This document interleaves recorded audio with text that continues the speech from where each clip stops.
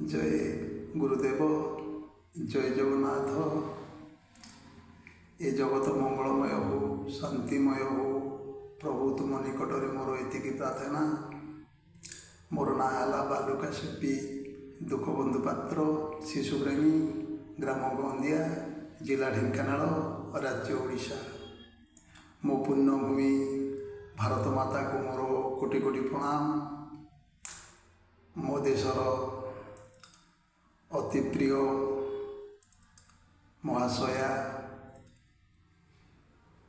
महामाई द्रौपदी मुर्मू को मोर कोटि कोटि प्रणाम। मो देशर विश्वर अति प्रिय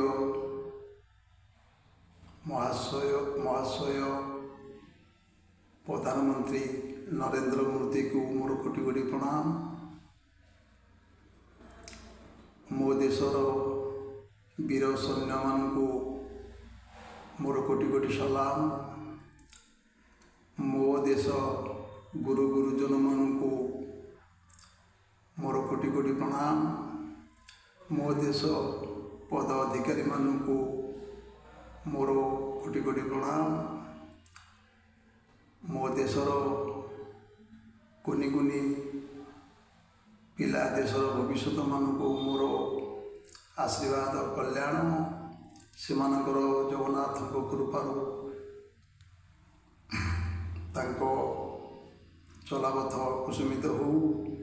से पितामाता जन्मभूमि टेक रखु। पुण्यभूमि भारत भूमि सम्मान रखु।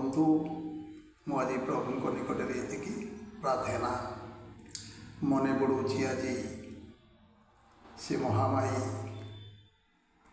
द्रौपदी मुर्मू कथा मन पड़ुची। मन पड़े मत बहुत दुख लगुच। मो हृदय क्रोध जात होची। मु 7 जन्म पर्यंत ये महत बाणी भूली पारि ना। प्रथम जितेबले से आसन को जाइए राष्ट्रपति भावे प्रथम भाषण थिला महाशया महामाई द्रौपदी मुर्मू कही मु मरु नहीं, स्वप्न सरू नहीं। मो जीवन पछे नरके पड़ी था जगत उद्धार हो। कहीं कथाटा से कही आज विश्ववासी की भारत भूमि की जन दूची जे जीवन में अनेक दुख झड़ बतास आसी। अल्प समय जीवन यात्रा जीवन साथी चली जाइछि। करूरु पुओ माने युवक अवस्था चली जाइछुंती, किंतु से केबे भांगी पड़ी ना। देशवासी को सेवा करने सब बड़े स्वप्न देखिछंती। आज मोर प्रिय पुण्यभूमि भारतर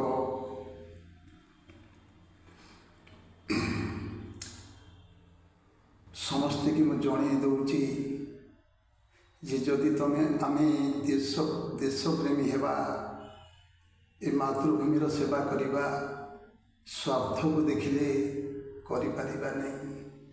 आम जदि स्वार्थ को बलिदान दे ए मातृभूमि पाई सेवा करवा, ताहले आम ए पुण्यभूमि भारत राम राज्य रे परिणत हम।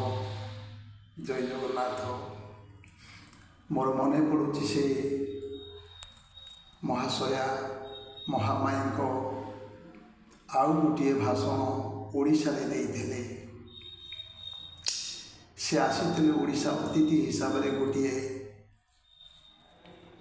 विद्यालय को कॉलेज को हजार हजार पिला गदा होते कॉलेज पिला। महामाई से महाशया पचारि मु हिंदी रे कहबी ना, बंगला रे कहबी ना, इंग्राजी रे कहबी। ପିଲାମାନେ ନା ଓଡ଼ିଆରେ କହିବି, ପିଲାମାନେ କହିଥିଲେ ଓଡ଼ିଆରେ କୁହ। ତେଣୁ ସେ ଗୋଟିଏ ଭାଷଣ ଦେଇଥିଲେ, ଗୋଟିଏ ମହତ କଥା କହିଥିଲେ ଯେ ପିଲାମାନେ ତୁମେ ହେଉଛ ଦେଶର ଭବିଷ୍ୟତ। ତୁମେ ଇଂରାଜୀ ଶିଖ, ହିନ୍ଦୀ ଶିଖ, ବଙ୍ଗଳା ଶିଖ, ତେଲୁଗୁ ଶିଖ, ଓଡ଼ିଆ ଭାଷାର ସମ୍ମାନ ରଖ। ଆମେ ହେଉଛେ ଓଡ଼ିଆ, ଆମର ମାତୃଭୂମି ଓଡ଼ିଶା। ଏଇ ଓଡ଼ିଆ ଭାଷା ପାଇଁ ମହାପୁରୁଷ ମଧୁବାବୁ ବହୁତ ସଂଗ୍ରାମ କରିଥିଲେ। ଆମେ ସବୁବେଳେ ଓଡ଼ିଆ ଭାଷାର ସମ୍ମାନ ରଖିବା, ଓଡ଼ିଆରେ ଦରଖାସ୍ତ ଦେବା, ଓଡ଼ିଆରେ ଦସ୍ତଖତ ମାରିବା। ଦେଶ ବିଦେଶ ଗଲେ ଆମ ମାତୃଭାଷାକୁ ସମ୍ମାନ ଦେବା।